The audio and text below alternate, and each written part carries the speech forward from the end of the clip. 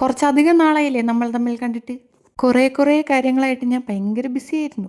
പോരാത്തതിന് ഒടുക്കത്തെ മടിയും. പിന്നെ പറയണ്ടല്ലോ, ഇന്ന് രാവിലെ എഴുന്നേറ്റത് തന്നെ ഒരു കിളിയുടെ ജീവൻ രക്ഷിച്ചോണ്ടായിരുന്നു. നല്ല കാറ്റോ മഴയോ എന്തോ വന്നപ്പം ഈ ഉപ്പൻ്റെ കുഞ്ഞ് അതിനകത്തുനിന്ന് താഴ്പോയി.